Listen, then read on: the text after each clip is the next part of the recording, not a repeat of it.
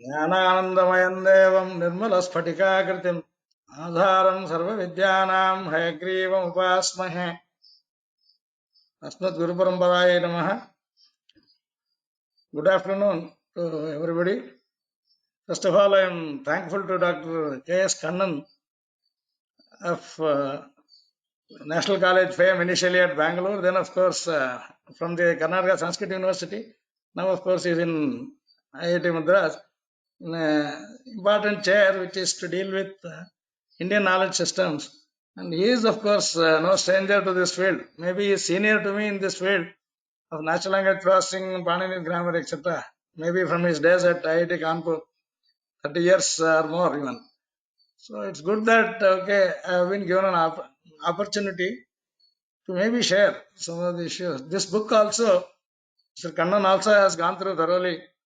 And I have, of course, made this as an important activity in my research simply because of the coverage, very wide coverage of all the issues related to knowledge as explained in the Indian text. So, anyway, I am thankful for this good opportunity. Plus, of course, let us see if there is some interest for research into the Indian theories or Indian knowledge systems as found in the original Sanskrit text. Maybe a place like IIT Madras should be able to get some enterprising minds wanting to work on this challenging area. I would also welcome that, so that if this doesn't end at this lecture and further carries on, if this becomes a starting point, that would be very befitting the value of the subject and the book as well. Anyway, with this just begin. The text, of course, is named as Mana Meya Rahasya Shloka Vartikam. This basically deals with the Indian approach to understanding knowledge. We use the first two words, the Mana and Meya. They are normally used with an upasarga called Pramana and Prameya. This is one of the hallmarks of the Indian system of thought, whoever has proposed them. This is, of course, epistemologically, someone would always try to see how do you get knowledge? That is, how the source or the instrument of knowledge. What is the object of knowledge and the subject of the knowledge? So, these two things are very important. We don't find this in the modern approach. The sources and the objects, the relation between the source and object part, whether the same source itself can be object itself can be source, etc. These are the kind of topics that are discussed here. So Indian systems have been very clearly talking about Pramana Prameya as the framework under which all knowledge issues will be discussed. That is something unique, as I feel, on the Indian system. Because study of knowledge has been called as epistemology. There are epistemological subjects available. There are also ontological discussion, grouping of classification of objects in the world, etc. So I'll just go with some of these. I don't know. I don't have to go through all of them per se. A few ideas are collected as much time permits, and with only maybe one example, one case of the last part that I have put is for illustrating the utility of this current text, Manvayarasa Shloka Vartika. Other things they are quite flexible. We just don't have to cover them all. I also won't read out all of them. I'll just try to see the points I've just mentioned out. Say, for example, epistemology, what is it like?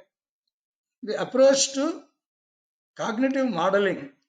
That is, if we want to understand what happens inside our own brains when we interact with people, when we communicate, how are the experiences expressed by the human beings and how is it received by the listeners? And is there any gap between the two? And if at all it is there, how does somebody analyze and rectify that? So that is the basic question for us. So we need to know, apart from the words that are spoken, there are also many things that are part of the communication but not expressed in words. So these involve the ethics or the culture or the shared beliefs of the conversants. So from that point of view also, it's important that we try to understand without lack of communication. So ultimately, we just would ask this one question: what is knowledge per se? What exactly is knowledge that we are trying to talk about? There is also knowledge society, a kind of word we keep hearing. And, about 8 years ago, Karnataka government had set up a project, set up a group to look into community knowledge and practices. This was one of the topics given.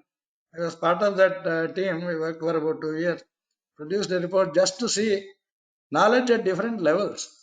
At the community level, local community level itself, how does the knowledge percolate down from the thinkers, scientists, etc.? And are there something to learn for the thinkers, experts from the ground level people?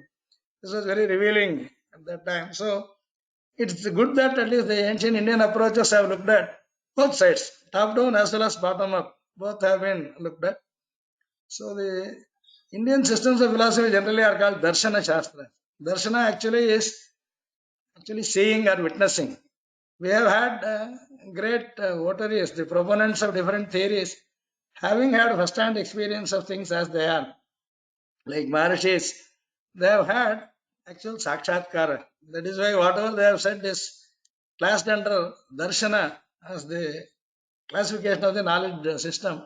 And shastras, of course, are systematic, logical way of establishing something, examining various things. So now, today, of course, we can benefit if we also combine the modern tools that are available, modern devices that are available, with the discussions that have been carried out in the Indian system. Then, of course, we require a kind of knowledge organization scheme. For that, of course, one could try. And where would it help us is in some way. Suppose we want to ask, what is something? See, you find a sentence, there was a king in a particular land, let us say there was a king of Panchala Desha.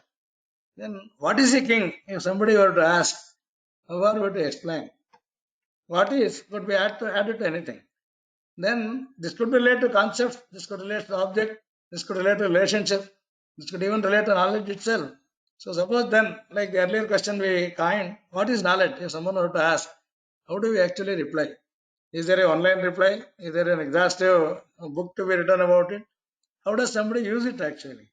So this helps in understanding nature, ourselves, our interactions, etc. So the knowledge issue ultimately is about classifying. There could be data, there could be information, there could be various forms of knowledge, but then how do we actually classify? How many types? How are they defined? And is there any overlap, etc.? How does it relate to facts, relate to entities, relate to the means of getting knowledge, relate to relations, states of various objects? Some are transitory, some are eternal. It is permanency or temporariness, illusions even. Let's say knowledge itself includes doubt, illusion, mistake, all that. Examining something, testing various theories, etc., validating something. All of these happen to be at different level, some kind of knowledge itself. So knowledge is used to also define knowledge, also examine it, also maybe judge something, etc. So that way it is very involved, very complex structure that has been very well done in the Indian systems. I think I don't have the structures to represent or transform this. They have to deal with various perspectives, various truth values. Maybe we need to filter out certain things for certain purposes, etc. Of course, there will be multi-valued facts, and there should be a real-world correlation, etc. So ultimately, they are described through words. So from word, we should be able to go to the meaning. And that is where the knowledge system itself in the Indian scenario gains importance. Many aspects, at times hundreds of aspects are brought out. So what does the word directly connote? What does it denote? Does it illustrate something? Does it analogically show something? Various ways of understanding from the word the meaning denoted by that word. Then of course among the prameyas there are various ways of prameyas, that is objects of knowledge. You are awake at that time, the object of knowledge is of a given type. You are dreaming state, then of course the knowledge has a different connotation. For in very deep sleep, or let us say you are in a coma kind of scenario, even death itself. Because our Shastras have dealt with these different, they are called as avasthas or phases of the person's own life, under which there is a marked difference between the way knowledge is existing, is used, and is used to correlate the rest of the phases of life. So these are the kind of levels at which knowledge has been looked at. And of course, we need a proper representation framework. That is the reason we want to look into this. There are many texts which are, of course, compiled by this scholar. So we begin with this good compilation, Anvairasya Shlokavartikam of Lakshmi Srinivasacharya. I have, of course, one connection. He is my Pracharya in some sense. One of his students was my teacher in Vyakarana. Madhayahalli Lakshmanacharya was a great grammarian. Because Vedic grammar was his specialization. He was a student of Lakshmi Srinivasacharya. And of course, I am also fortunate to have a book autographed by the author, handed over to me by my teacher. So this book, of course, has been a very inspiring one, right from my days when I was learning the Shastras under Madhayahalli Lakshmanacharya Swami. So because of that, I have a kind of general affinity. This book has the amount of right amount of information and right blend of theoretical rigor as well as good sources of information and further links to explore the topics well. It is in the form of slokas. So initially, I just give an idea about the extent of the text. It has got three sections: Pramana section, Prameya section, and Prayojana section. He divides the whole text into three forms. Pramanas are the sources of knowledge as explained by various thinkers in this country, maybe about 20 different systems he lists out. Similarly, they also talk about the objects of knowledge, then the utility or the purpose application of this knowledge in real life. So these are three sections that he has divided. First one is on the Pramanas, then on Prameyas, then about Prayojana. So these three are major sections and there are 125 topics. Each one is called a Vada. He has given the name as Vada to every one of them. For example, Atma Vada. Is Atma accepted by all? Even those who accept Atma, how do they accept? What are the characteristics, etc.? So he lists out this kind of Karma Vada, for example. We also have Veda Vada, Shabda Vada, etc. On a topic like Veda, topic like Shabda, topic like Indriyas, topic like Karma, he has had the views compiled from different texts. And of course, he has also given the locations where you get the reference in the original text. So this has subtopics among these 125. For example, Atma, if you have Atma according to Charvaka, Atma according to Mimamsakas, Atma according to Vedantis, Atma as per Nayayikas, etc., will be subtopics. So we have 608 subtopics. The whole text is in the form of shlokas, and there are 6194 shlokas, more than 6,000 shlokas, in which has covered the entire range of intellectual enterprise in the ancient times. And all of them, of course, as found in the Sanskrit text, he has collected them. And there are a number of quotations. In the shlokas itself, he has included quotes from major texts. There are about 890 quotations found in the shlokas themselves. But other than that, of course, he has also said there is one more prose order book written by the same author called Darshanodaya. This Darshanodaya is, of course, a very good companion to this text, where he tries to trace the evolution of the thinking process over maybe millennia, about 2000 years or more. He covers different systems that existed at different time, and those were prominent later on, because something else replaced that, etc. He has tried to trace the evolution of the thought process in the Indian system. There, of course, this is in the form of prose, it's in sentences.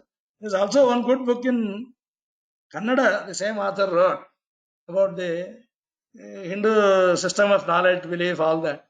So he has got a very good coverage. This, of course, is specifically useful for memorization because it is in the form of sloka. And of course, this covers the theoretical and the abstract aspects of 14 systems of philosophy. Each one is a school of thought, and some of them are Astika Darshanas and some are Nastika Darshanas. It doesn't have any qualms about anything. It's about India's contribution towards knowledge studies. That's the kind of approach he has taken. And he has explained initially each system, how they have defined their own system.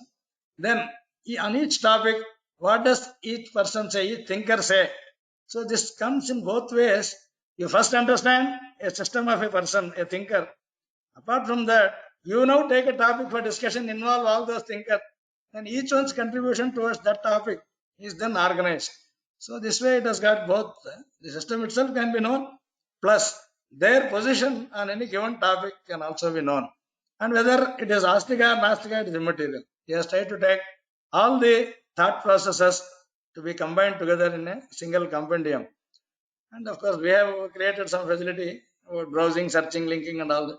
We did some program in our website. We have it was also done in University of Science. I offered one course once for MTech student. That time we had given as an assignment to take up some of these vadas and model them. I'll also briefly mention about that. It is possible. It has a good potential to be taken full-fledged form to at least come up with a proper definition, a workable definition that can get represented in digital medium. Because there are some case studies that are possible. Life itself as a sacrifice. These are kind of things you took at that time. And of course, categorizing the teachings of Vedas, Upanishads, Itihasas, Puranas, etc. Even morals from stories. Let us say, what is the message of a given episode or discussion, narration, etc. Because it has a lot of application. There's no doubt. Health or education, various such field. Ultimately, we'll have a tool that will try to help you about what is a given kind of an object or whatever. It also is helpful in normal life itself, like Ahar Niyama onwards. Bhagavad Gita has discussion, Upanishads have discussion on this. This can even help us utilize this in regular life. I'm just giving you some of these headings. The total Vishayana table of content itself runs to about 30 pages.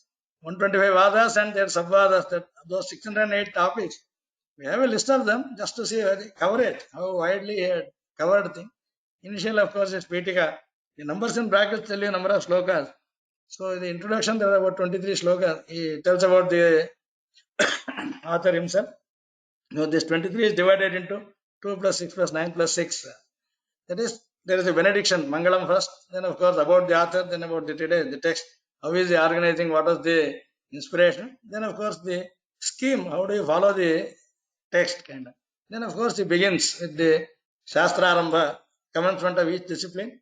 Then there are 4 kinds of necessary requirements that Adhikari, who is the right person who should benefit from this, what is the Prayojana and what is the Vishaya, and Sambandha, Vishaya, Sambandha, Prayojana, Adhikari. These 4 are said to be Anubandha Chatushtaya. Now about this text also he says one needs to know about these 4 basic idea so that this book is benefiting a person if he is looking for such a thing.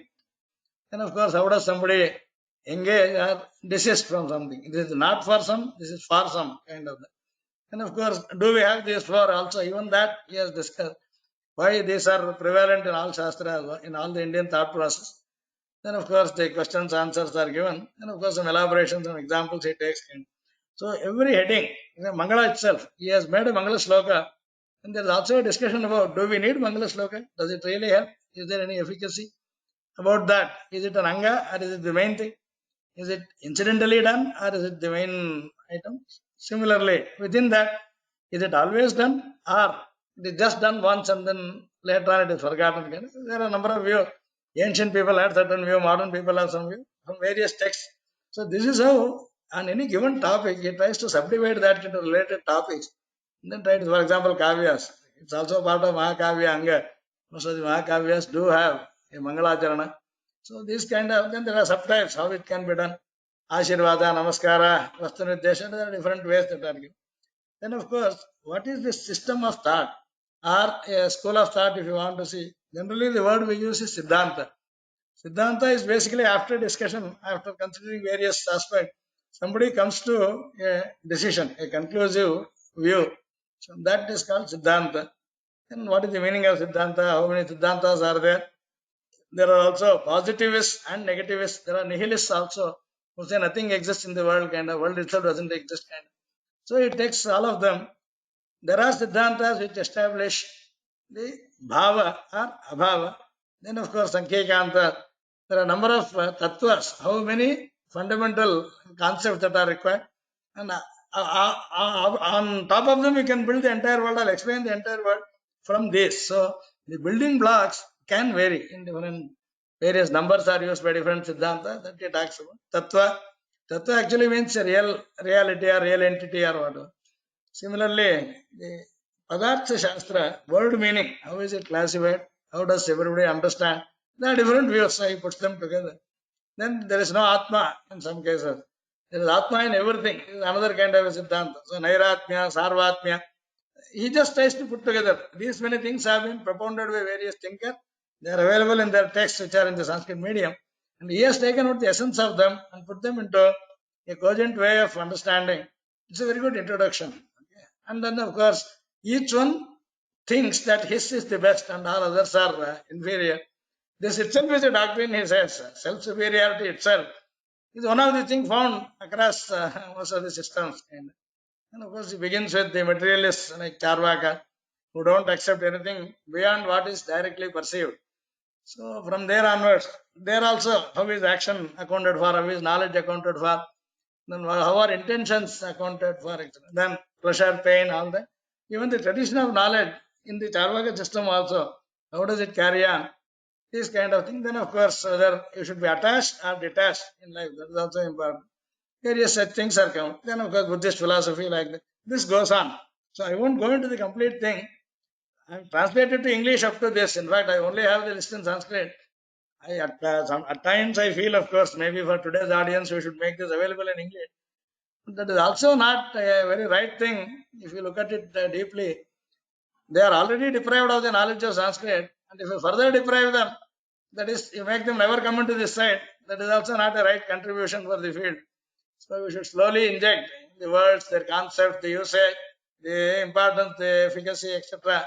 So I think we should stick to the original. That is the part. This was only because Dr. Vatkar once was very keen about this. I was giving a talk in Nias, and that time he had asked me, at least give me some 100 lines, sir. What does it mean? So about 100 topics only I translated to English and told him this is like this and etc. is what I told him. So it is possible to understand the coverage. And of course, one vada I am wanting to take up for illustration. That is, there is something like adrishta vada in this text. We use the word adrishta. Most people use it in various senses. It may be luck or fortune or whatever. But technically, it only means that which is not seen. Adrishta is something that is not perceived. So about adrishta itself, he has talked about the different views. And this runs to about 73 slokas in this one section. This, of course, I have translated. This was the assignment given in the course that I was conducting. And we have some of the attempts made by the participants there. This is just to give an idea how this can be used even today. So now, of course, I said pramana, prameya. I will not go into the detail. See, direct sensory perception is one of the first sources of knowledge. You see through the eyes, you hear through the ears, etc. So the sensory perception is one of the first sources of knowledge. Then, of course, inferring after what you have seen, and then you infer based on that certain thing. Then, of course, analogy could be there. The word, actually, Shabda is the word used. Word is not the right English translation. Shabda actually means through the word of mouth or taking the words of a credible person for a fact. This is the Shabda Pramana. So these are four here in the Nyaya Sutras. There are many more. And ultimately, in the Vishnadvaita, of course, we only stick to three of them. Pratyaksha is the first one, sensory perception. Second one is Anumana, it is through inference. The third one is Shabda, but analogy also is part of inference. Many others that are proposed by various other thinkers can be suitably put under either inference or Shabda. So we have three basic sources of knowledge. Direct sensory perception. Based on the perceived facts, then we infer certain things. Knowledge comes out of that. Then, of course, by the word, the verbal testimony of a credible person. So this is how. Yeah,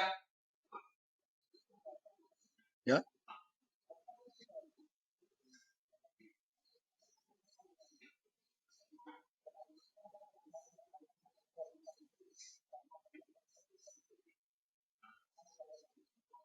yeah, yeah. Yeah, is it okay now? Oh, okay. Oh, I think there is some difficulty. Then it will come only line by line. Maybe okay, doesn't matter. Okay, I'll just go through this quickly. Yeah, maybe visibility is better. I don't know whether this can go full screen at a time. Okay, let us run through this way. There's no issue. Yeah, so the Pratyaksha, Anumana, and Shabda are the ones which we will be generally dealing with. Others can be suitably put under this category. So the next one is something like, let us say, the sources of epistemology. Nyaya Sutra is one of them, there's no doubt about it. Nyaya Shastra is specifically meant for the ontological way of understanding words, sentences. Then, of course, the Kanal Sutras, Gautama Nyaya Sutra. Then, of course, Brahma Sutra also is part of Nyaya. Then, of course, there are the cognition theories, theories of error or mistake, etc. So we have a number of texts based on which someone, of course, comes toward understanding what could be knowledge. And Prameya, of course, is the object of cognition. See, Atma itself. Atma is the word used in most of the system to negate or to assert. See, people have dealt with this word Atma in most of the system, whether they agree with its existence or not. Even to deny something, you need to, first of all, posit it for hypothetical purpose and say, this is the way. Those who are in agreement with its existence say, but I don't agree, this is necessary, kind of. So, for the sake of argument, one needs to deal with soul is the English translation. Maybe that's not the right word. We should be happy with the Sanskrit word itself. Today, I'm not addressing a Sanskrit audience. All of them are not homogeneous. So that's the reason I have just used this whole presentation in English. So Sharira again, Sharira is the word to be used. Body maybe is the very crude translation. But these are immediate things that one has to know about through knowledge. Who am I? How am I? And how are others? How are the relationships, etc. Then of course sense organs. How do we get knowledge? This kind of thing. Then of course, what are the objects of knowledge? Within that, knowledge itself is an object of knowledge. Mind, activities, then mistakes and all that. So that way we have desire, aversion, effort, pleasure, pain. These are all, they indicate something beyond the body. So whoever agrees with the concept called Atma would use that word. But again, about Atma also, as I mentioned, there are 15 different systems that Srinivasacharya has listed out. And they are all not of the same type. Okay? So each one has its own mix and match of qualities, the essential characteristics of Atma. Similarly, even the five elements, for example, earth, water, fire, air, ether, all of them, and their gunas like odor, taste, color, touch, sound, these are all, they are got as the subject of knowledge, or let us say the purpose of knowledge. So, prameya is the word that we use for the pramana is the source that gets you the knowledge about this, and prameya are the ones which are the subject of that.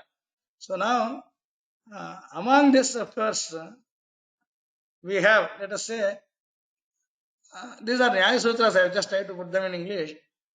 Someone says there is an entity called mind. There is also an argument saying, no, there is not seen, so why should we accept there is a mind? And there's one of the reason given is like, you have multiple sense organs active at the same time, simultaneously. But you get to know of the result of their existence or interaction serially and not simultaneously. That is, you are seeing and touching something. There is some sequence, some hidden sequence. First you see, then touch it. Drishtameva pashyami, drishtameva sprashami, drishtameva sprashami, drishtameva grindhami, kind of thing. Then there should be some agency which actually is necessary to pass it on to the person or whatever we call as Atma. So then Manas becomes the kind of the intermediary. This is the reason given. Yugapat jnana anutpatti manaso lingam. This is from the Gautama Sutra. These are the kind of discussion that we find how the ancient texts have been discussing things. See, for example, rebirth is one word. What does it actually mean? A person who was born now was also born earlier or will also be born later. These are kind of things. Okay. So the discussions basically deal with different kinds of entity. And of course, there are seven categories of entities as per Nyaya Shastra. Dravya, Guna, Karma, Samanya, Vishesha, Samavaya, Abhava. So this is relating to substance or something that occupies space, matter kind of thing. Then attributes of that. Action, Kriya itself is one kind of thing. Then of course, genus, species kind of thing. And relationships, that which is separable and that which is not separable. And of course, the absence of something itself is one of the categories. So this is how they have said seven padartha, and there are five. Substance covers these five elements: time, space, atma, manas, etc. This is the kind of different systems have proposed different ways. There are 24 attributes as per Nyaya, etc. For example, Ishtadvaita, somebody wants to look at. We have divided this prameya into Ashraya and Anashraya.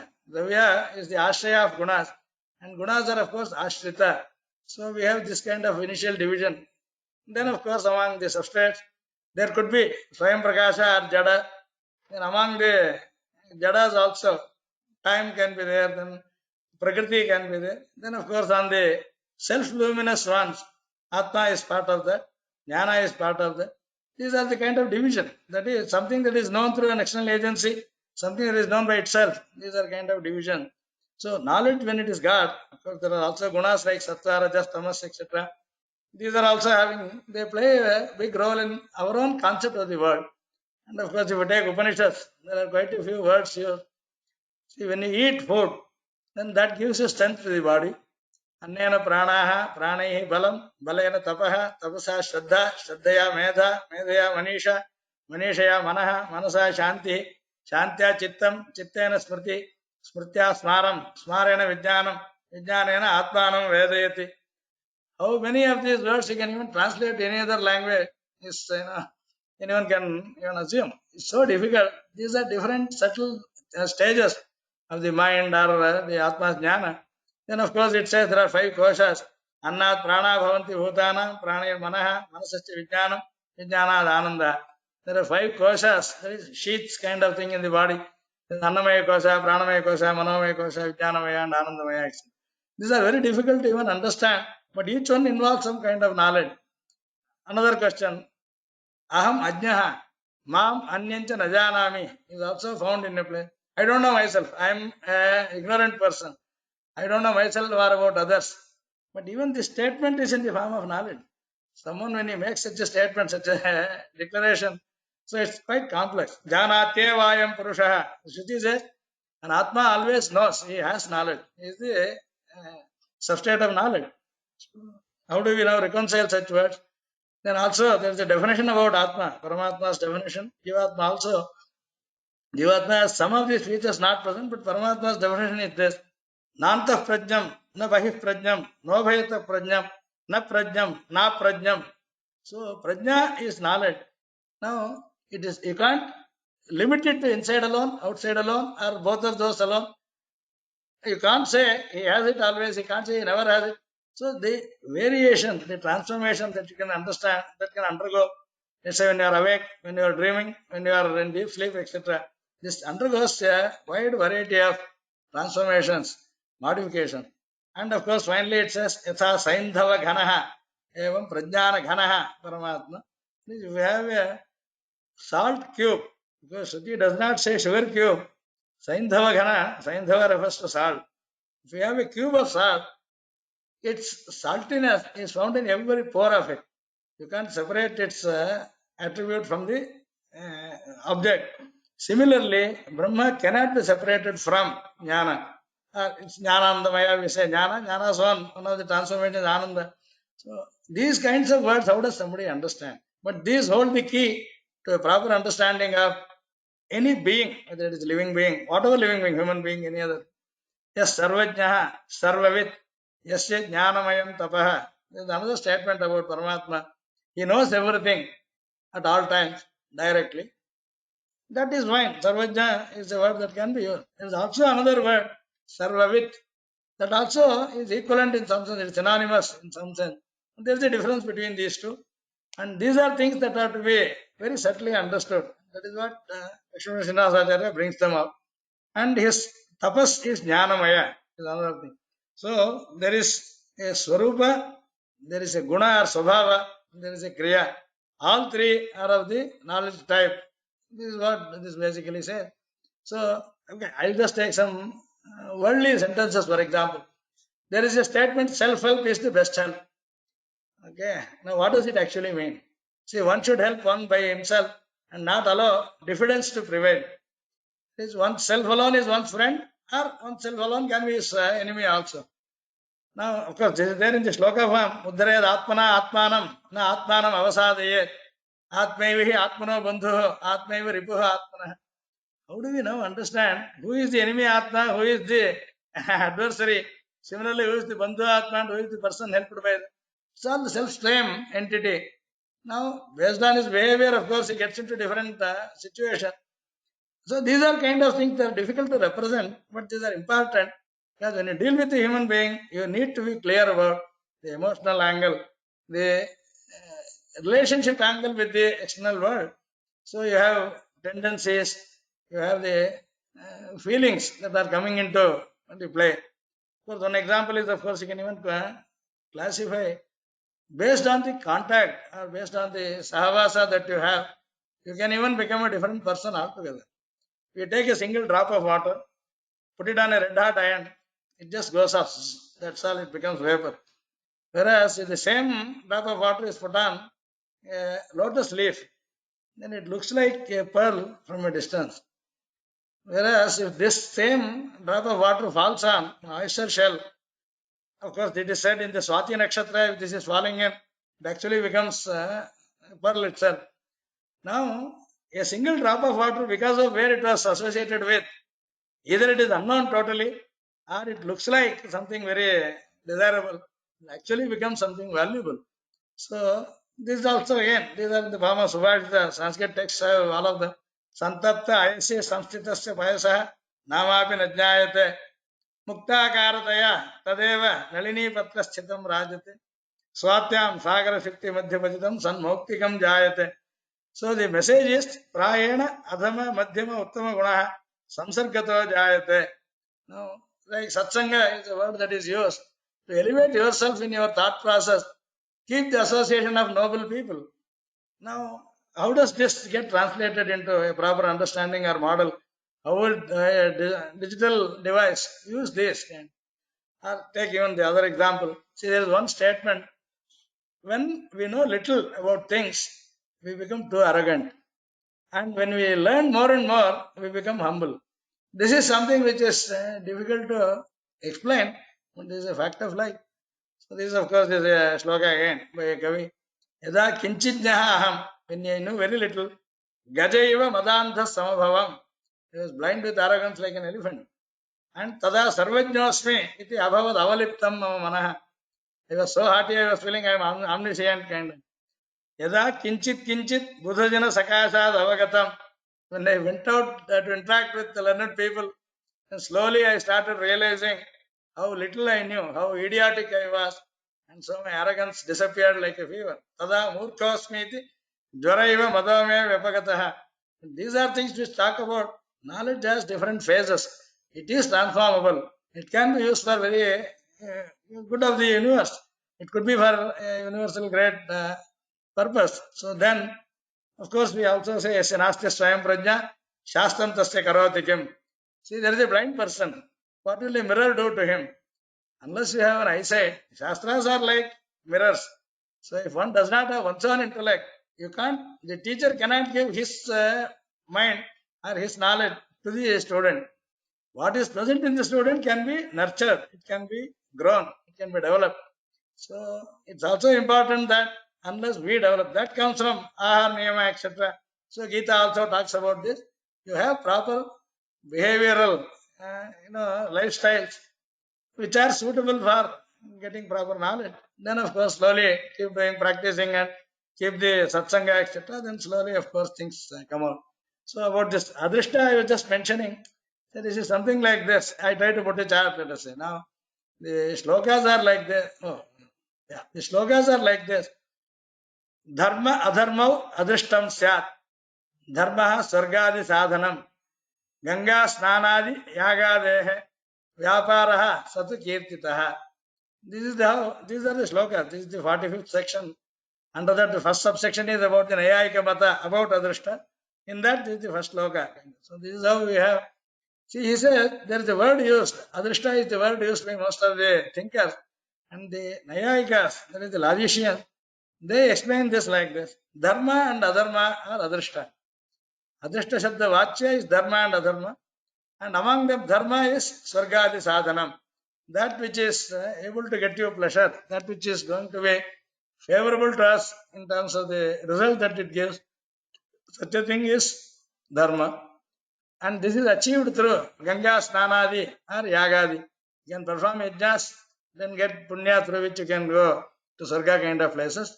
Or do Ganga Snana, you can get rid of your sins. That is also a sadhana for our upliftment or betterment.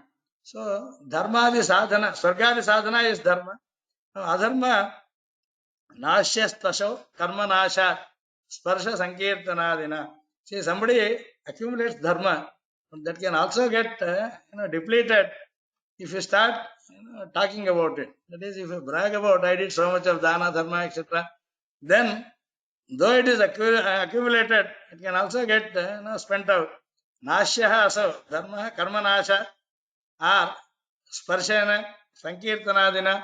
Say you do Ganga Snana, but some of the sparshas can make the effect of it nullified. Similarly, you do a yajna, then brag about it. The phala can go away. Similarly, the karma nasha itself, certain activities after the end of the activity, you don't have anymore its result. So karma nasha is one possibility. Sparshadi is one of the kind of thing that can negate. Sankirtana, that is dharma ksharati kirtanat. This is what one also says. You do dharma and then try to talk about it. You advertise or something, then of course it is as good as not doing it. So these are kind of the dharma's own attributes kind of. Then prayaschittadina nashya jiva vritti to imau gunau. Adharma narakadinam hetu nindita karmaja. Initial three lines are about dharma. The next line, adharma, is narakadinam hetu. That which will cause immense pain or distress, sorrow to a person. That comes out of nindita karmajaha. Deeds that are not to be done. If you do the don'ts, then of course you get into the result of naraka is illustrative. It need not be going to another place or something. One can undergo a lot of pain or distress. So that is coming out of adharma, he said. Now, prayaschittadina nashyaha jiva vritti tu imau gunav. That is, if you have a adharma performed or you have accrued, you can also get rid of that by prayashchittas, etc. Because interestingly, punya can also be removed by prayashchitta. That is what happens when somebody goes to moksha. So, dharma, jiva vritti, imau guna. Dharma and adharma are attributes residing in the jivatma. So, jiva is the atma there. Jiva vritti, guna, dharma, adharma. This is said to be adrishta according to the Nayayika. And they can be, see, you can accrue them. When it is favorable, continue. If it is going against you, you can get rid of the adharma by prayaschitta. Dharma also becomes undesirable when somebody wants to get rid of the bondage itself. Then that also can be cleared out. So now, how do you actually accumulate and how it can be useful to you? And if it is not useful, how can you handle that? He talks about this. Now, samskara is one of the forms by which this actually attaches to the jiva. Samskara pumsaya veshtaha prokshana abhyukshanadibihi. This is of course from Nyaya Kusmanjali of Udayana. So he has used the Nyaya Kusmanjali statement itself to buttress. Okay, he is a well-known Tarkika. So among the Tarkikas, they have articulated their own views in number of ways. He takes some of them, summarizes, and in some places he also gives the quotes from the leading thinkers of that school of thought. So here, through samskara, see, it is not that it gets stuck as a physical item, it is just as an impression. Samskara is like an impression on the Atma, an activity done repeatedly. Based on the type of the activity, it creates some kind of tendencies, some kind of vasana, some kind of attachment on the human being, on the soul inside. So these are prokshana, for example. You use an object in the yajnas after doing prokshana with mantra. This is what the Shruti says.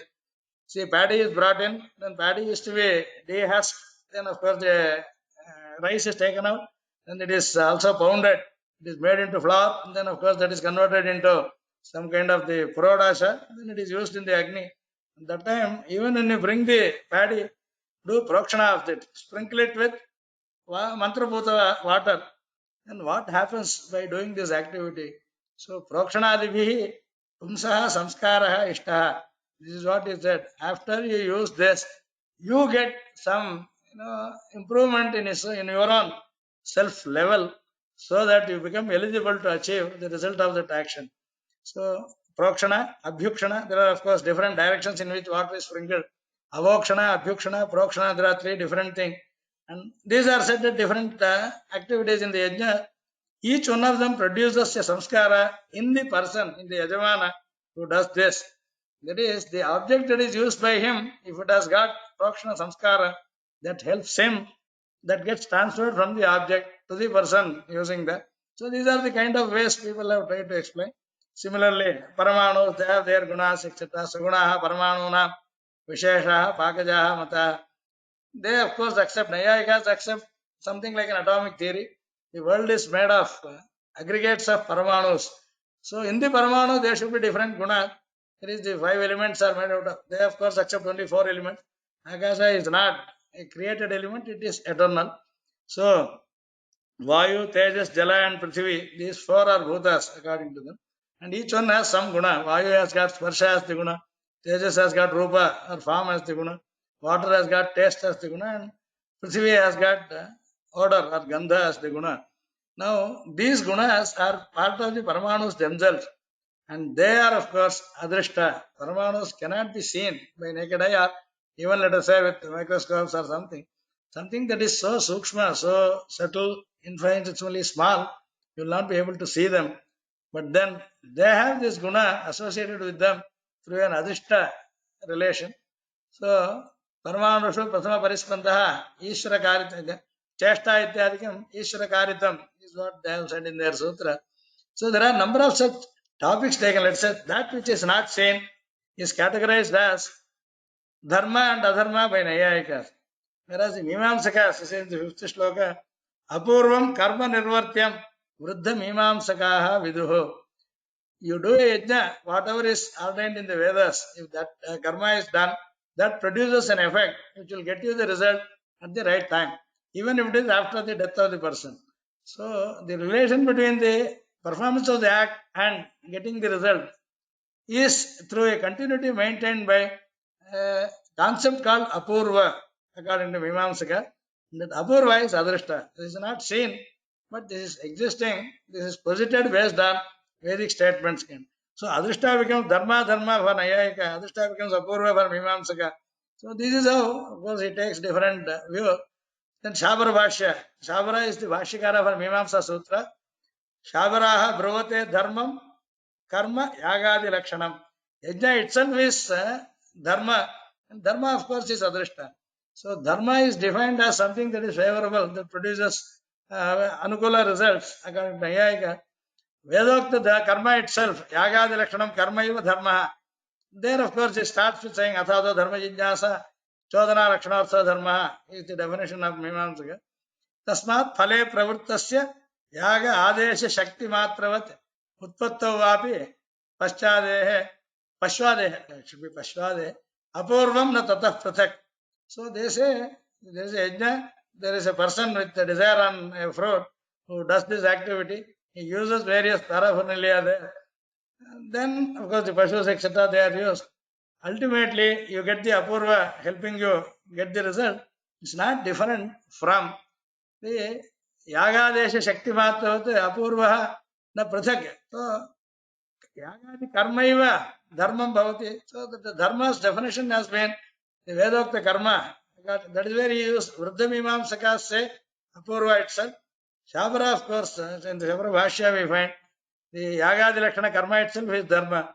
Because this is giving you the result. So let us not so much worry about apurva. Apurva is one of the steps involved, but yaga itself gives you. In the Mimamsakas, there are 2 major groups. Prabhakara is one acharya and Kumar Bhatta is another acharya.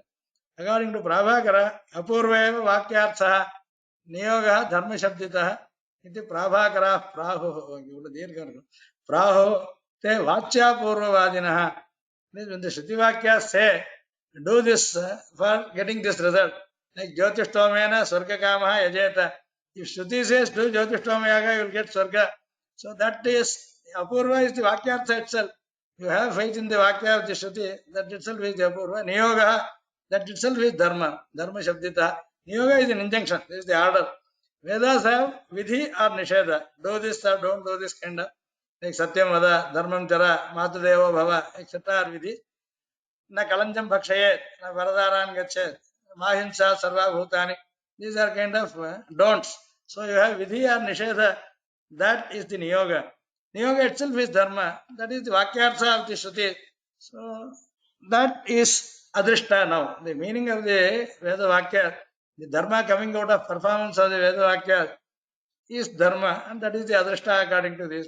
So that which is not seen is not fortune anywhere or luck or something. It has been put as dharma and adharma categories by Nayayikas, Mimamsakas. Now in the Kumarila, he is also another Mimamsaka. Karmajanyo is samskaraha, pumsaha, buddhyadivat gunaha. tasya cha aphala sanyogat avasthitihi upayate. He now talks about the apurva or the adhishta as a samskara induced in the person doing the yaga, the activity. Like buddhi of the person, there is also a samskara called this karma janya. You may call it as apurva, any nomenclature you use, but there is a improvement, there is an extra thing that accrues to the performer that will not be related to the phala till the time for the phala comes up. So they say aphala sanyogad avasthiti upayate. Yaga is over, apurva is created, it is residing in the yajamana. It will become active only when he is eligible to get the swarga. That is after his body falls, after he dies. But till that time, this will be there as a samskara in the person. It becomes active, it becomes activated only when the Yajamana becomes eligible to realize that phala. So this is their view. So even on a small item like Yagajanya Dharma or Yagajanya Samskara or Yagat Sarga Phala, over the relationships and over the intermediate steps, there are different views expressed by people. These become important for us if we want to deal with a word like dharma or adharma in the text. Now, what are the different connotations? What are different viewpoints that we have? Which perspective suits where? This kind of analysis is helped by this compilation. Similarly, Saha Yagadana Homadi Janya Dharma Gira Uchyate. It is denoted by the word dharma, which is generated by performing yagas or danas, homas, etc. Then Brahmahatyadi Janyastu Saha Adharma iti Kachyate. What has been prohibited, if done, a person does such an activity, that produces adharma as a samskara in the person. Iti Kaumarilah Praho, te Kalpya Apurva Vadina. See, this Apurva is accepted by both Mimamsakas. Previous Mimamsakas are Vachya Apurva Vadi. The word itself contains this, whereas the effect of that is this, according to Kumarila Bhatta. So, Prabhakara and Kaumarilas have different way of accounting for the Apurva, but Apurva is Adhishta according to both of them. But in the case of Sankhya, this is an Antakarana Vritti Vishesha according to Sankhya. Sankhya Punah Prahu Antakaranasya Achidatmanaha Buddhe Vritti Vishesham Tat Adhishtam Iti Kalpitam.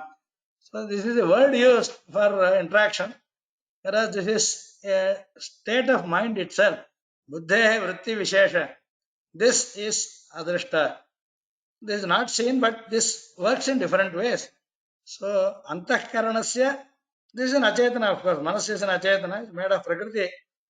This, by its association with the Purusha, there they have two concepts, prakriti and Purusha. Prakriti is non-sentient, it is inanimate, and the Purusha is the sentient person. The sentient person gets the result of action. But the action resides in the non-sentient prakriti. So they say prakriti is the agent, but the result goes to accrues to the Purusha. Then the relation, the connection between these two is through the manas, or what they call as antahkarana.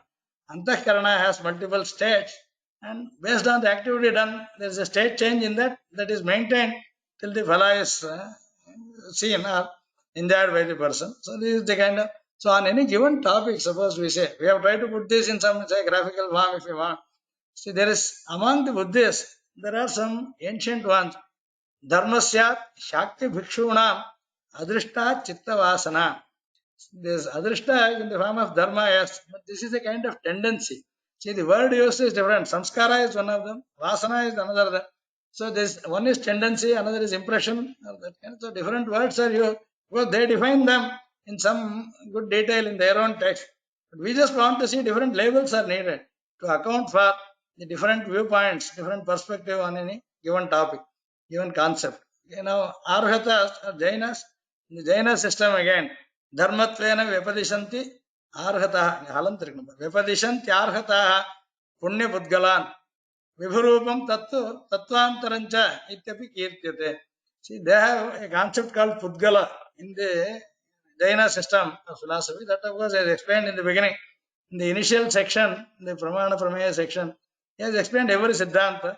So, according to Jaina, there is a concept called Pudgala. Pudgala is something which is abstract, but that can have positive or negative effects. So, there is a Dharma Pudgala, Punya Pudgala, and Papa Pudgala. So the Punya Pudgalas are the Dharma equivalent of dharma in the Vedic system. That is what they say. This is of course Vibhurupa. This is omnipresent. And this is a special separate entity by itself. This is accrued by doing proper action. That is do's. If you do, then this gets accrued. The others is true. The converse is true. The Papa Pudgala will be produced in case we do things which are prohibited. So, according to, of course, Vedanta, Badarayana has tried to say, Aradhya Devata Pritihi iti Vayasikam Matam. Because he is a theist and he also says Parabrahma is Aradhya and the yajnas are its Aradhana. So, through the Aradhana, when the Devata is pleased, then the Aradhya Devata Pritireva Adrishtam. That is, you get good or bad results is based on the pleasure or anger of the Devata which is placed. And here, of course, it is Parabrahma. So, any Devata is placed, it ultimately gets transferred to the Antaryami. And the Aradhya Devata Priti Adrishtam iti Vayasikam Matam. Vyasa Brahmasutras say this. Such a Sarveshwaraha. Sarveshwarasya Sankalpaha iti Nirnayaha. This is it's a resolution. This is a resolve of the Paramatma. This person has followed my instruction. So, whenever the right time for getting the result of this, I will give him this fruit of action. This kind of a resolve of the Paramatma or the Aradhya Devata is Adrishta according to Vyasa. This is the Vadarayana's mata. Then, of course, we also have a division between which are Vedikas, which are Avedikas. There are different systems. So, he has tried to consolidate Vistaraha, Tasya cha Punaha, Vivekai, Vilikhyate. We have written about 8 different schools of thought. Now I try to consolidate and try to give you some kind of a summary which will also be useful to see one against the other. Where does somebody differ or where does somebody concur, etc. So, Shastraika Samadhigamyam Shaya Sadhanam Tudayate. Dharma or Adhishta is something which is to be known only through Shastra. We cannot directly perceive through our senses, nor can we infer such a thing existing. So only Shastra actually means Veda. Veda Shastram Param Nasti. So through Vedas only we will be able to know about the Adrishta aspect or Adrishta in the form of Dharma or Adharma. Saha Dharmaha iti Jaiminyacharyehi Lakshanam Uchyate. Tasyaiva Shabaraha Bhattaha Gauravaha Nirnayah Kritaha. They have used different kind of. Guru is the name of the Prabhakara. So Gaurava is a system. There is a Nirnaya from Guru, there is a Nirnaya from Bhatta, Kumarla Bhatta, Nirnaya from Jabara also. So, Dravya Kriya Gunadinam Dharmatvam Sthapayishyate. Tesham Aindriyakatvepi na tadrupyana dharmata. So he has tried to say now, some of them say it exists in the object, some say it is there in the action, some say it is an attribute of that. So Dharma, Kriya, Guna, etc. Dharma is of various types, as explained by these different people. There, of course, the action or the kriya is visible, but not the result of the kriya that is accruing. So that still remains anaindriyika only. The dharma or adharma coming out of action, though action is visible, its result is not visible. So that way it remains. Dharmatva is not by that which is seen. Dharma is only that which is not accessible to our indriya. Then only Shruti can talk about it. Shaya sadhanata hyasham nityam vedat pratiyate. That this is good for us. How does somebody know? Only by faith in the Vedas. That is what is the answer. Tadrupanita dharmatvam tasman nendriya gocharaha. Dharma cannot be known through indriyas. So these are the kind of, there are quite a few such shlokas. I don't know how much time I have taken, so I think I'll just skip some of these. There's no problem. And this is just to give you a flavor about the kind of discussion that is found. Of course, also based on inferences he next gives. Based on yukti also, somebody can find. Jagataha yaccha vaichitriyam sukha dukkhadi bhedataha krishi sevadi samyepi vilakshana phalodaya. That is, he now says, okay, let us not for a moment accept the Pramanya of Vedas. We will not be a believer at all. Okay, I am an atheist, let us say. Even then, the question that is asked is, how is the world widely different in various aspects? How are two people not the same? They are different in 100 different ways. How does this happen? How does pain or pleasure come up in the world? One is always having, let us say, a difficult time. Someone is always having happier time. How is this? Or let us say, by one's own action, what is done is not the question. Even at birth itself, how do different people have different kinds of a priori condition itself. Later on, that is also one of the cause, whether he can modify that, he can get better thing, etc. Jagataha yatcha vaichitriyam. We see a wide variety of difference alone. Unity is not seen, identity is not seen in nature. Difference is absolutely natural, but then how to account for difference? Sukha dukkhadi bhedataha. Adi is, of course, there are many factors that one can use. Somebody is rich, somebody is poor, somebody is knowledgeable, somebody is very dull, somebody is healthy, somebody is always diseased, somebody is happy, somebody is sorry, etc. This Vaichitriya is a seen thing. It's something that is experienced by everybody. How do you account for it is the question.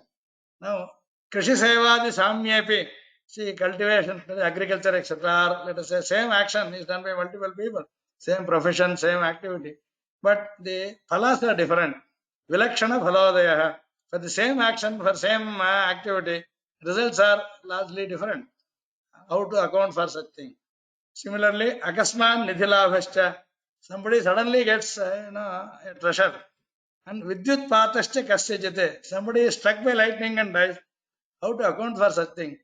Kvachit phalam ayatnepi. Without effort, somebody gets the phala. Yatnepi aphalata kvachit. All kinds of efforts are put in, but it does not ever give result. These are actual observations in life. How does somebody account for? Is there a proper system behind all this? Or all of these are chaotic and still that is all the way it is? No more explanation required. This is how somebody tries to also look at. Okay, I don't want to look at Vedas, I don't want to look at Shastras, but still these are nagging problems to understand the word, understand your own situation to make it better or something. Then one needs to contemplate. Tadetat durghatam drishtva karanat vyabhicharinah tena adrishtam upetavyam asya kinchana karanam. Since we don't see anything by our own senses, we should at least assume or hypothesize, postulate there should be something that is unseen that is at the root of these differences. That is what we call by the word adrishta. That's what is it. Adrishtaha bhuta dharmastu jagad vaichitra karanam yadi kaschid upayeta ko dosha karma kalpane. Suppose somebody says it is because of the five elements. There is a difference. But the five elements are common to everybody. It's not individually, okay, each body is different. Yeah, that is what we say. The bodies are different because of karma. What is wrong in accepting karma as the reason behind? Fine. If you are not happy with this word, proceed something else. Let us even examine that. That is the way he puts it out. Or, in the end, where will we end up is samnya matre vivadascha tatha tatha sati avayoho bhavet. That is, one of them says it is karma, that is the reason. Another one says no, it is unknown reason. Either way, there is a difference only in the words that you use, the descriptors that you use, but the cause still remains unknown but effective and existent. So, okay, each one has chosen certain words, certain labels or descriptors, and this is something that cannot be negated. Bhutavat bhuta dharmasya nacha drishyatva sambhavaha. No one will be able to see the cause-effect relationship at all. Cause is there, effect is there, but the relationship is always missing. That is why you use the word rahasya in the name of the text. Manameya is known, but Manameya Sambandha is quite hidden. It's beyond our comprehension. Drishtascha sadhvi sutayoh yamayoh tulya janmanoh visheshaha virya vijnana virya vijnana saubhagya arogya sampadam. That is, a mother gives birth to twins. Now, sadhvi sutayoh yamayoh. Yama is the word that is used for twins. Now, from the same mother, when twins are born, there is a difference in their abilities, virya, vijnana, saubhagya, arogya, ayus, etc. But they are from the same source or same cause as we can see. So the seen cause is not sufficient to explain. That is what he is trying to say. Now, of course, even Ramayana we find Lakshmana and Shatrughna, though they are Yamalas, they are twins, we find in the entire Ramayana very marked difference between the activities, the attitudes, the behaviors, the actions, etc. Between them, it's quite marked, though they were born as twins. So then he says, Sadhvi Sutayoha, Yamayoha, Tulya Janmanoha, Visheshaha Drishtaha. Where is the difference in Virya, Vijnana, Saubhagya, Arogya, Sampati, etc.? So someone, even though you can see the mother is the same, mother alone is not the cause for all that this person achieves or undergoes or experiences later. There must be something more. And that is why the word adhishta has somehow stuck in the Indian culture. Whatever it connotes, but yes, it is necessary. Swabhavikatvam karyana bahudha sunirakratam tasmat karmabhya eva eshaha vichitra jagadudbhavaha. It is, if somebody dispassionately analyzes different inputs that come from various thinkers and also observes the world neutrally, then one is forced to somehow accept there are things that are beyond our comprehension, but they are very effective. They guide, they control the way the world runs. This, I think, is the decision, is what he is now trying to come to. Now, this is mentioned in the Nyaya Kusmanjali by Udayana. Sapekshatvat, Anaditvat, Vaichitriat, Vishwavrittitah, Pratyatma Niyata, Niyamat, Niyama, yeah, Hraswan, Pratyatma Niyamat, Bhukte Asti Hetu Alaukika. Bhukti is Phalabhoga, that is Sukha or Dukkha. This is definitely having a transcendental cause, a cause which we cannot know by our own senses. Alaukikaha hetuhu asti. This is what he is now trying to say. And of course, he has tried to combine all the various factors. Sapekshatvat. It depends on something else. Every action requires, every effect has a cause behind it. So, similarly, difference also is an effect. It should have a cause behind it. Anaditvat. We never know when it ever started. So, we should posit that this is there from times immemorial. Similarly, Vaichitriyat, the differences cannot be rolled out. We cannot make everybody uniform or robotic. Similarly, Vishwavrittitaha, it is found across all fields and in all regions of the universe. So, Pratyatma Niyamat, even here, each person has certain cycle, certain way of responding to something and hence getting some result. So, the individual responses or the reactions also matter in the next step, etc. So, these things really rule out something that is seen as the reason behind all of this. So, Asti Hetu Alaukikaha, this is the way discussions are done. So, this is basically to see, of course, about the yajnas, etc. There also the Vayasika Mata may have to be taken. That's what he said. Chiradhvastam phalayalam na karma atishayam vina sambhagah nirvisheshana na bhutaihi sanskritayirapi. That is an act that is done. Say Agnihotra or Agnishtoma is done for Swarga. Agnihotra's job is over, but the phala will come after the death of the person. Chiradhvastam karma na phalaya alam. If you say Agnihotra gets you Swarga, Agnihotra is no longer existent at all by the time when you get the phala of this. So, chiradhvastam karma atishayam vina na phalaya alam. So, we should now accept something coming out of the performance of the yajna, which should be present somewhere, which should have a link to the phalanubhava of the person. So, sambhaga nirvisheshana bhute samskriteripi nabhavati. It's not only at the five elements level, it should be beyond that, it should link to the living being. Athasyat karma vaichitriyam, karmantara kritam yadi, anavastha bhavati. Karma has got another karma as the reason if we say it will become infinite regress, then we say karmas are not physically seen and so this problem will not happen. Karma is accepted as shown in the Vedas. Karmanam shastrato jnata vichitra phala shaktata. They can have different kinds of results for the same action and this is known from Shastra. So drishtartheshu cha vakyeshu drishta pratyakshatascha sa. So even from sentences we can find. See, there are of course good sentences shown in the Shastras. In the Kavya Shastra we find Gataha Astam Arkaha is a sentence used by a person. The sun has set. Astam Gataha Arkaha, this is the sentence. But this means different things to different people based on their own preferences, tendencies, etc. See, Brahmanas will think Gatostam Arkaha, do Sandhya Vandana. A thief will think, come on, set out for stealing. Or let us say, a Vaishya, etc., they will think, okay, their job will start. Someone will say, close the shops, etc. Single sentence talking about an event can produce multitude of reactions or responses. So because of that, even in Drishtartha Vakya, we find Vichitra Phala Shaktata.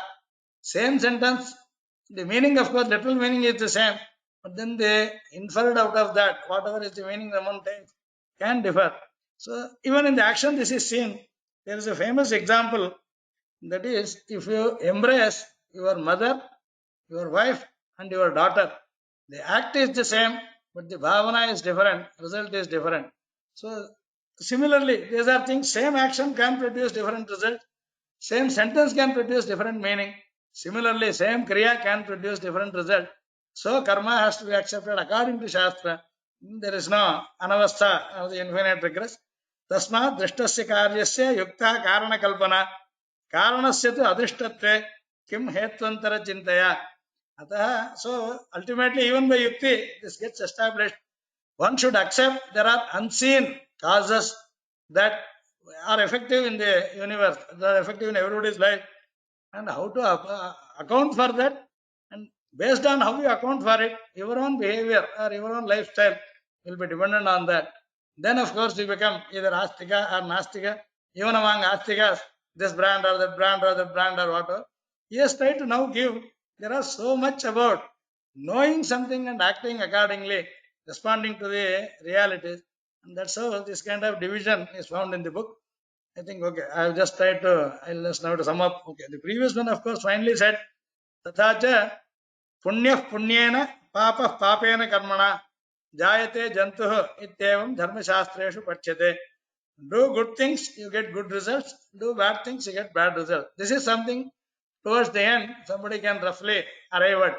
So there is a reason that which has a relation with the result that it produces.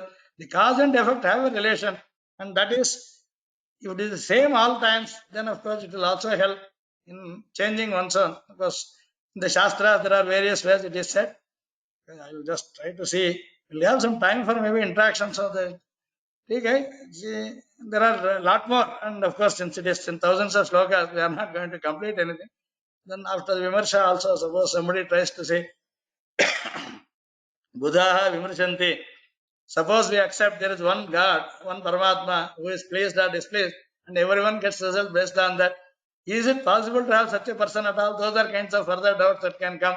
Anugraho, nigraho va, naikasya atra vivakshita, anyatha dandya, adandadav papadi sambhavet, etc. So there are a lot more such discussions. I think I'll just try to leave some time for maybe interaction. Yadidacharati Shetha, Gita also says, you follow the noble people, see that you also conduct accordingly, etc. Sayat Pramanam Kurute. Then there is also Apastamba saying, Yattu Arya Kremanam Prashamsanti Sa Dharmaha. Then Vyasa also has said, Shlokardhena Paravakshyami, Paropakaraha Punyaya, Papaya Parapedanam. That is helpful to others will produce Punya, self and others. That which is harmful to self and others will produce Papa. In this one line, I can summarize even the lakhs of slokas that are there in Mahabharata or whatever. Similarly, ultimately, this has just come up as Sarva Nara Desha Kala Anupaplutaha Nishkarshaha Pranaihi Arthaihi Dhiya Vacha Shreyaha Acharanam Sada. Do only good and noble things with all deliberate effort, all times, to see that you don't affect anyone else at any time, at any place. This is something coming out as the moral of this discussion. This is the way he tries to sum up. And of course, there is the Seshwara Mata. Among Mimamsakas, there is a Seshwara Mimamsa of Ishtadvaita system. There, of course, we say it is the Paramatma who has the ability, who has the form, who knows everything. He is inside everybody as Antaryami. So he knows the thought, deed, and words. And so accordingly, he is able to dispense the results of action. And that is how this is summarized. So one Vada has 13 subdivisions. And with that, of course, we see the flavor of how Lakshmana Srinivasacharya has been able to put together various aspects of knowledge-related issues as deliberated for hundreds of years by many thinkers. So with this, I think I'll stop talking. Let us at least I start responding. Maybe. Namah Paramarishibhyaha. Om Shanti, Shanti, Shanti. Of course, there is also a video. I gave a talk about this in one of the ICPR seminars at IISc in 2017. It is available on YouTube also. Maybe that's about 40 minutes or so. The talk was there at IISc. This is possible. I have been trying to work on this right from 2012 when I was part of that Karnataka Art Commission project. Yeah. So Now for interaction, I think I'll stop this thing. I think the slideshow may not be required anymore. Okay. I'll also, yeah, please, interactions, please.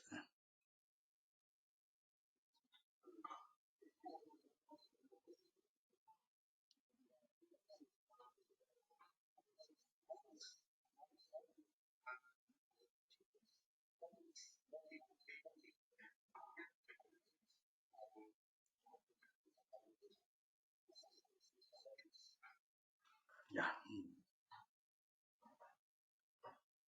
Okay.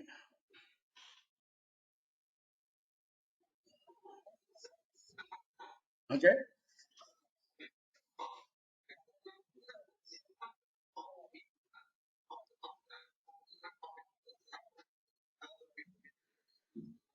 Huh? Of course, the author has in the beginning, the first section itself said, my Siddhanta is compilation of all Siddhantas, and I don't have any of my own. That he has very expressly stated in the beginning. I am not here judgmental. I am not trying to tell you on any given topic, this is the final word. So he has specifically said, Mamayam Siddhanta, Sarva Siddhanta Sangraha. That is what he has said. And that is how this work is very useful for someone to look at. There is no sermonizing. There is nothing to preach. He only says, fine, we have these many versions of thought process available to us, handed on by the parampara. We can benefit out of this. So you do what you want to do with this. He does not give. He only says this is according to these people, according to these people. But in the beginning section, he has always said, I think on the slogan, can I just get into that?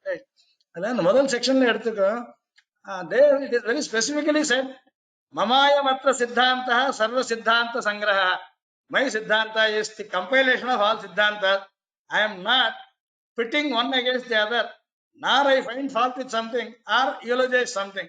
My point is, I need inputs. I have these many different inputs. Maybe some one of them is very suitable at some given time. Okay, that is, yeah, not necessarily. That's what there is some way of resolution in a given scenario, in a given circumstance.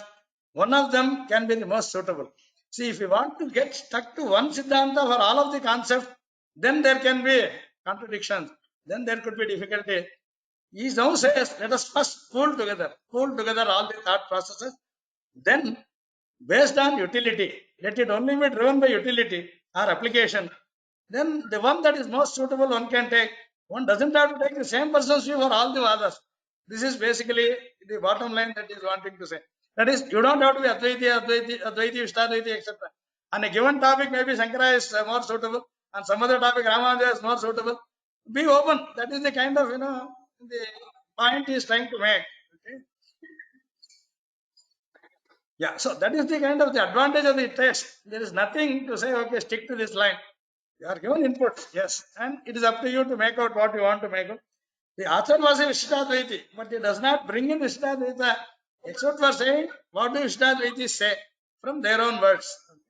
Yeah, that's why I said it's a good compilation. This is useful as an input for good research into the various aspects. Chapter ஸ்லோகம் போட்டிருக்கேன். सर्व सिद्धांत सारार्थ चिंता चातुर्विशालिना न कश्चिद अपराधोस्ति निगूढ़ार्थ निवेदनात् प्रकाश्यते च प्रायेण स्वाभिप्रायः निबन्धुभिः अत्र तु अस्मदभिप्रायः सर्वाभिप्राय संग्रह. Normally, every Siddhanti puts his view in the end. In my case, I have deliberately desisted from this. I am only giving you the abhiprayas of all others, and I have not touted anything as my abhipraya in any of this. That is the pratijna made in sloka 1.3.8, this text itself. And that's one of the reason actually Knowledge Commission was very happy at that time. They commissioned this project, we typed out this whole text, made an application of making it searchable and then linked, etc. This is funded by Karnataka government for the simple reason you have all the inputs first. Let us not come to judgment. That we can postpone it also. Kind of the that was the approach taken. Yeah. Anything else? Anyone else? Yeah. Yeah, I'll just go through. Yeah, one sec. Yeah. Then these questions I should be able to see. Would appreciate if you can point us to a good text in Sanskrit and English meaning for Purva Mimamsa. I think that's not directly relevant per se. See, there are, of course, if you do a Google search or if you go for, there are sites called Mimamsa.org itself. It's a very, very good collection in various languages. So there are good number of sites. In fact, our own website also we have, but we don't have translations more. I always stick to the original. We have all the 14 Vidyasanas, all the Shastras, the Sutras, Bhashyas, etc. I don't generally prefer or I don't encourage going through translations. So yeah, I think Google is the good university for that. Okay. How is good defined? Not doing certain things, one is avoiding bad. Yeah. Now there is a positive definition. There are two ways of definition. He has covered them. One is by Anvaya, other is by Vyatireka. That is, you say what it is by positive sense, and you say what it is not is by Vyatireka. Anvaya and Vyatireka, generally Lakshanas should have Anvaya necessarily, Vyatireka if possible. In some cases there is no Vyatireka, then of course it only ends with Anvaya. But normally Anvaya and Vyatireka are the two ways. See, good and bad is also subjective, but that is how Varna, Ashrama, etc. define this. For whom, at what stage of life, what is good or what is bad. So it's not absolute. Absolute good bad is not being talked about. Absolute good bad is something, it could be the two faces of the same thing also. It is possible. If something is absolute, how you look at it can be only the difference. But where it matters in life is when you interact. How should you conduct? How should the others conduct? If the other person does not conduct as expected, are you given the license to also not conduct yourself according to the Shastra? That the Shastras say no. Two wrongs do not become one right. So even if you know the other side is wrong, you are still expected to be on the right side alone. Because in the long term, this is going to be helpful. This is the way. Yeah, there are detailed different definitions of dharma itself or what is good itself. Yeah, but that is too elaborate. Yeah, there are value system. Yes, I think I mentioned in one of the slide. The ethics or the values are associated with knowledge directly and involuntarily, unconsciously, this gets built in the upbringing of a person. That is where the satsanga, etc., has a great role to play in molding a person's character. Yeah, the character is something that can be transformed, that can be improved, it can be bettered. And that is where there is a possibility of shedding some of the inhibitions, shedding some of the prejudices, and then going in for more informed, more wise choices. This is possible. Yeah, it's a difficult thing, complex thing, but yes, it is available. His book also has, they are containing many of them. In fact, there are things worth talking about the Atmavada itself. He says, what is wrong if somebody is Nastika? Nothing wrong, he says.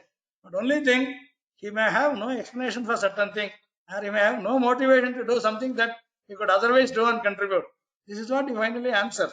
He says, there's nothing wrong. Like even Manu also said, na mamsa bhakshane doshaha, na madhye, na madhye, na cha maichune, pravrittiresha bhutanam, nivrittistu mahabhala. There's nothing wrong in eating meat, nothing wrong in consuming liquor, nothing wrong in having sexual act. But this is natural, and so I am not treating them as wrong. But when you desist from them on a particular way, in a disciplined way, that will lead you to much better results than what would otherwise normally come. So it's only in terms of the quality of the result that somebody can get. There will be a difference. It's not sermonizing. Oh, this is wrong, that is right, kind of. That's the reason he has also taken the proper line of an analytical view and not a prejudiced view. That's why he doesn't have his own Siddhanta per se, but this is a good starting point, very comprehensive. That is one of the advantages. All Shastras are covered under good classification. Is Dharma static or dynamic? It's exactly dynamic, fully dynamic, never static. Dharma is never static. In fact, Vedas have many examples. Satyam is a Vedic injunction. But there are also cases when Satya can be given up, but for something much higher. See, there is a case in the Pranatyaya when someone would lose his life itself. And that situation, there are of course some sloka like Pancha Anrutani Ahuhu Apatakani. In five circumstances, Anruta is falsehood, is not a Pataka, is not a sin. So in such a case, one of them is Pranatyaya, Sarva Dhanapahare. It is said, see, someone is at a gunpoint asking you, let us say, the password or PIN number of your ATM card. If you say you don't know, if you say something wrong, there Satya need not be stuck to it. That is Sarvadhanapahara is one scenario. Pranatyaya is another scenario. To save a life, if it is needed. So it is not that it is cast in stone. It is not. It is quite dynamic. But even the guidelines are quite clear. When, what could be invoked, what could be called up when. That is where training is needed, discipline is needed. Most important, faith is needed in one's own conscience. It's not for the approval of others. Someone should not go against one's own conscience. This is quite important, but it's very difficult. Many times, any of us can do introspection and we don't need any answer from people. It is possible that, yes, many a times knowingly things are violated. Then, of course, there's no excuse when you suffer. Okay? So it's not static, it's quite dynamic. And Vedas have many examples. In fact, currently I am running one course for the MIT University. We have this in quite good detail. We are dealing with this, those actual text, their meanings and things like that. Yeah, it's important to be aware of, to get into the discussions, interactions. Yes. Antakarana Prabodha. Yeah, what do you mean?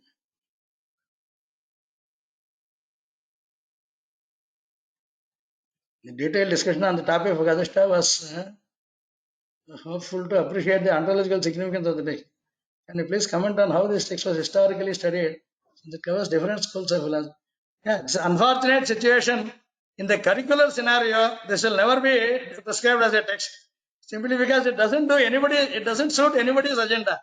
But this should have been. In fact, in the preface to this book, Radhakrishnan writes, Radhakrishnan was his student, the first president of India. He writes, I only wish this is prescribed as a text in the university, but I also feel it's most likely it won't see into the syllabic curricular kind of scenario, because it is something that kind of mindset, attitude itself is somehow discouraged by people for whatever reasons. Okay, it is definitely a vested interest, but he has said this should have been. In fact, in the introduction, it's quite interesting where he writes, I have benefited so much with my interactions with the teacher, but I always find maybe he will never be appreciated, at least not in my time, kind of, he has written. Yeah, these are things that are quite rare to come up, but we should be open. We should be open enough to at least see we get benefited out of this. There was one scholar in Bangalore, Professor K.T. Pandurangi, is no more now. K.T. Pandurangi had once told me, I had just conducted a workshop on this text itself once, about 7-8 years ago.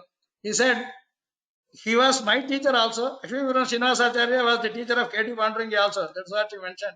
He was a Mimamsaka. He was the HOD of Mimamsa department. Lakshmi Srinivasacharya. K.T. Pandurangi was a student of Mimamsa. He said he was my teacher, and I have also known about this text. I have always wanted to bring this out to the world. Somehow I have not been able to. Good luck to you. You have started working on it. This is what Professor K.T. Pandurangi told me. Then he said I would call this as an anthology of all concepts in the Indian knowledge system. This is what Professor Pandurangi was saying. The very few scholars who have really seen the worth of this text, but otherwise it is not very popular. It is still lying in the libraries. And we want to at least bring it out into the digital world to at least see people can use it for knowledge representation, understand our own heritage much more deeply. That is the purpose. Okay. Currently, it is not actually seen. Many people, in fact, many good scholars have also not heard of this text. I have also had that experience, but it is needed. So my feeling is they should be made popular. I don't know, IIT Madras, if they want to, yes, we could have a good project work done on this. Professor Kannan himself is aware of this text, and I could also maybe help in any case necessary. But yeah, these are things that should come out, and these are not sectarian. These are not promoting any one thing against the other. That is one of the reasons it loses its maybe appeal in the today's world. Okay. People want to have some stamp of theirs and not others, kind of. Then, of course, this is difficult. Yeah, this is about one text called Manameya Rahasya Shloka Vartikam. Okay. Yeah, I think somebody has joined late and asking the name of the text. Yeah, it's fine. Yeah. Any other question? Only this many? Or I don't know. Yeah, book detail, yes, I can just, leave it with Professor Kannan. It's also available on the internet. There's a PDF version available in the archive. It's not difficult. Getting the whole book, it's about 800 pages. It's available. The text is there in our website. It is searchable. It's also there in IISc. I had put it up in one of the servers there. I'm not sure whether the survey is working now, 3 years later. But we had this. There was an assignment done by every student of that course, MTech level, and then yes, some of the diagrams that I showed you are produced by the student.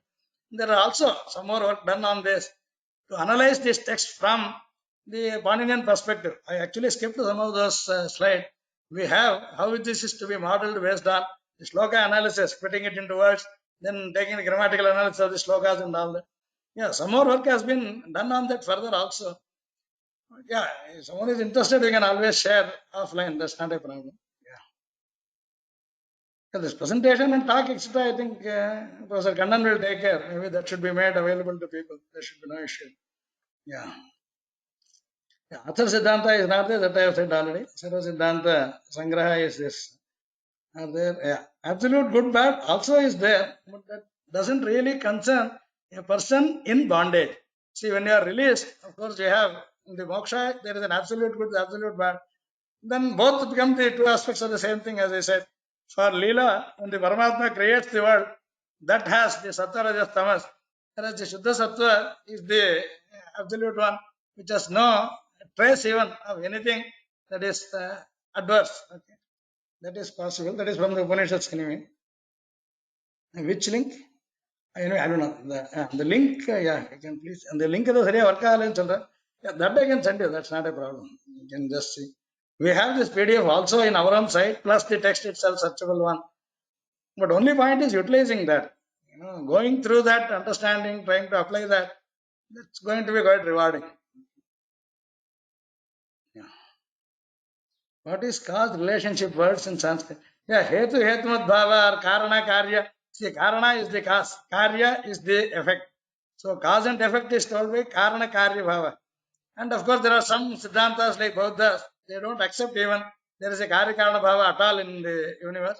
They have, of course, very strong arguments, etc. This has all been taken up, even in this text, plus there are many other texts which deal with this. See, one important text is by Vedanta Deshika called Paramata Bhangam. In the Paramata Bhangam, we have the refutation of many of these that are enumerated here. There, of course, he takes, I will now establish Vishishtadvaita as opposed to all other Siddhanta. Then, of course, he has his own line of argument and things like that. Okay. But this text, of course, has only the compilation of different views. That is it. The alternate link is given. Please try that. Yeah. Text downloading should be very easy issue. That's not a problem. It should be found in archive and there in many other things also. Yeah. Are we done? I think if there are no more questions, yes, I thank the organizers and all the participants. It has been a good occasion.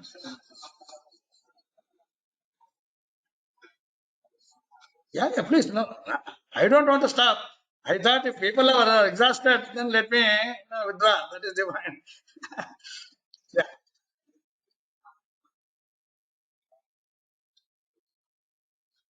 Yes.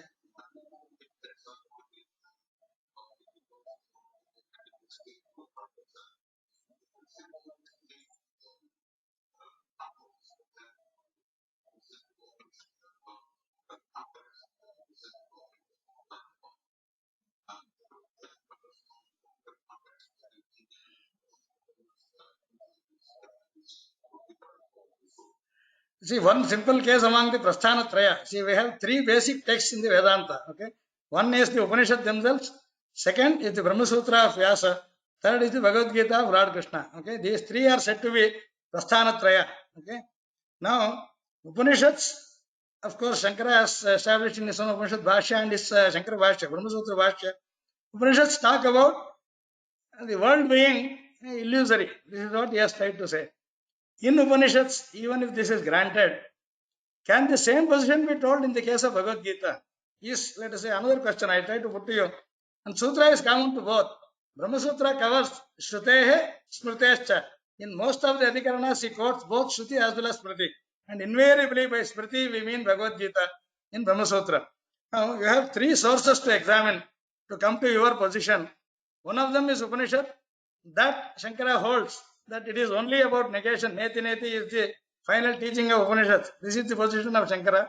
Now, this he says, I will also show in the Brahma Sutra that they follow this. Vayamasyam Sharirika Mimamsayam Pradasheshyama. This is what is the sentence. I know the Tattva. I show to the world that even Vyasa has concurred with my view. This is the initial statement of Shankaracharya in his Brahma Sutra Bhashya. Now, even granting Vyasa agrees with Shankara on the interpretation of Upanishads. Now you come to the Gita. Vyasa also has taken Bhagavad Gita as the pramana in many of the Adhikaranas. Most of the Adhikaranas have both Shruti as well as Smriti. Now, in Bhagavad Gita, if we begin with Nattevaham Jatunasam is the first statement made by Krishna to Arjuna. Now you show me Advaita in this. It is quite difficult unless you resort to a lot of acrobatics. In the intellectual, I am not finding fault, but it is not very easy to explain. Sarvadharman parityajya mamekam sharanam raja ahantva sarvapapebhyo mokshayishyami ma shucha. This is a this is a sentence available in Bhagavad Gita, and this is part of Vedanta even for Advaitis. Now, if you tell me you realize yourself as the Lord and you get rid of your own Papa by your own effort, I don't think this is on the same level as to say, if Ramanuja says there is another person you take recourse into him through bhakti, devotion is the road. It's up to each person to decide which is more appealing. So I'm not trying to cast aspersion, but the issue is which becomes strong where. If someone wants to see the Prasthanatraya has got an interrelationship between all of them, it is not that one of them, even in Upanishads. See, for those Upanishads, though there is no Upanishad Bhashya by Ramanuja, there is one text that Ramanuja wrote about all Upanishads called Vedartha Sangraha. He said, Vedanta is not what I am looking at. Veda is what I am looking at. Veda itself, including Karmakanda. There is no contradiction between Karmakanda and Brahmakanda. And so, instead of Upanishad Bhashya, it is as good as Veda Bhashya itself, Ramanuja wrote. In that he has taken, by classifying, there are 16 different categories into which all Upanishad Vakyas are put in. And then for each category, he has given the way of interpretation. So it is that, as you said, fine, it is a religion for somebody because of a tradition. You are born in an Advaita family, you become an Advaita, is fine. I don't find fault with that. This book tries to give you a little more input to say, you don't have to be too assertive to run down the other person. You can keep to yourself your enthusiasm, but then don't try to make the others equally valid enthusiasm look trivial. Okay, this is ultimately what can be seen. This is the kind of thing I am saying. There are many Vakyas in the Upanishad Shankaracharya is not comfortable with. And one of them is shown by one of the texts in the Vedanta Deshika's work. He always quotes Satyam Jnanam Anantam Brahma as the definition of Brahma. Satyat, Asatyat Vyavritam, Ajnanat Vyavritam, Antavatvat Vyavritam. This is the explanation given by Shankara. But that same mantra, this is only the first line of the mantra. There are 3 more lines of the same mantra. He is very uncomfortable with the 3rd line. And the 4th line of this mantra has been brought up. Saha Ashnute Sarvan Kaman Saha Brahmana Vipaschita. The very same mantra which defines Brahma tells you a person meditating on this enjoys the qualities of the Brahma along with the Brahma. Saha Brahmana Vipaschita is the last line of the same mantra, Satyam Jnanam Anantam Brahma. This is never quoted in the Shankara Bhashya at all. This mantra is never taken fully. Only first line is taken. I am not a judge on anything, but only point is I am saying it is possible for someone not a bhakta of some system to find fault with, as an outsider, with any interpretation of a person. So one should be willing to at least accept there are cases where someone will find an interpretation more appropriate than what someone would prefer. So preferences are aside, facts are aside, and better the training if it is more on reasoned ways of analyzing. You can always give margins. It is not possible to have a coherent system based on a single viewpoint at all.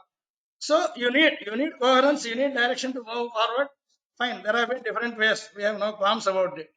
There is also an academic way of looking at something where maybe there is not so much value given to adherence to a particular Guru Parampara. Okay? That's what I would like to mention. Yeah. Fine, I think we can close with this. Yeah, it is necessary to believe. It is simply because, see, things are beyond your control. You would want the world to be in some form, but it is not possible to order it to your own whims. Then, for example, you plan for everything, every great function, it rains heavily, or something comes in the way. Then, whom can you blame? Or how can you set it right? So, you need to at least believe something above you, which is beyond you. And that's what Vedanta always says, do introspection. See how much is in your own control. Your own talk, your own words are not in your control. Many times we regret for what we did, we said, or what we thought, etc. Why does this happen? So there is a superior being that is quite easily talked through a number of episodes in the Upanishads. Yeah, Vedanta absolutely needs recognizing and, of course, being true to a superior being. There's no doubt about it. Yeah, ISA server I think is not working. This morning I checked with Professor Gopinath, who is the CSA person. He says there is some problem. The students have left. He has to find someone else. Some UPS problem. All nonsense. Ultimately, yeah, we will get it in some other place. I can give some website link for using this text if you want our own website. And we have also an alternate website of the ISC thing. We created a clone. MIT Pune has this. MIT University for the course. We created one at the. There is an organization called Vedavapi. Vedavapi contains this. Vedavapi.org. So we have the multiple places at least, hard work done some point should not be lost for the reasons of, bureaucratic or other issue. So this is accessible. We'll give you links. That's not a problem. Yeah. Someone wanting to seriously work, there is a way of going ahead. No problem. Yeah. Yeah. Yeah.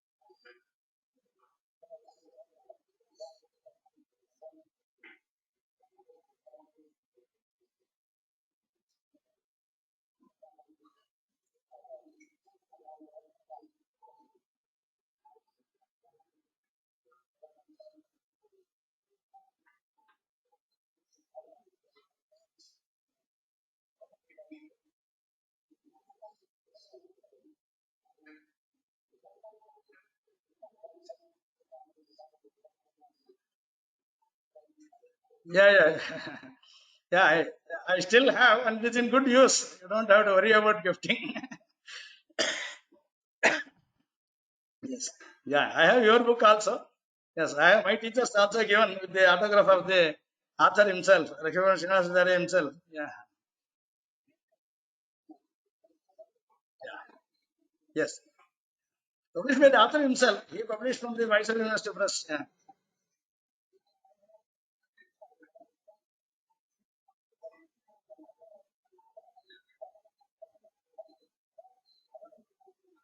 Yes.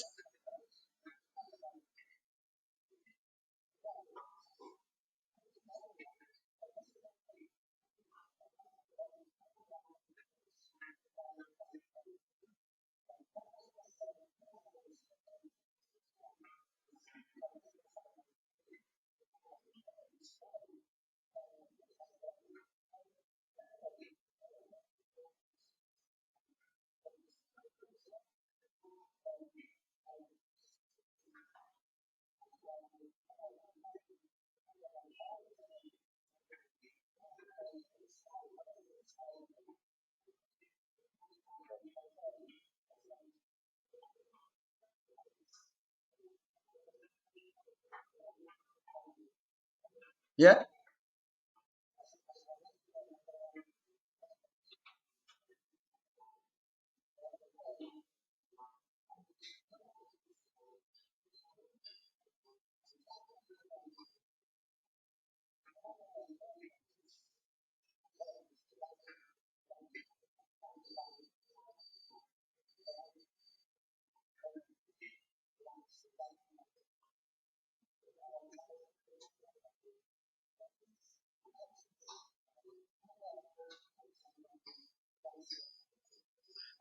Dhanyavada. Namaste.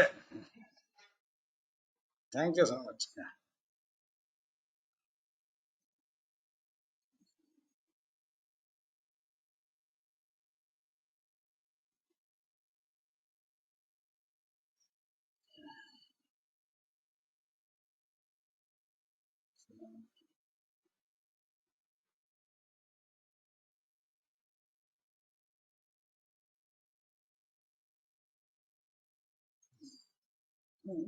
எப்படி close பண்றது? Okay.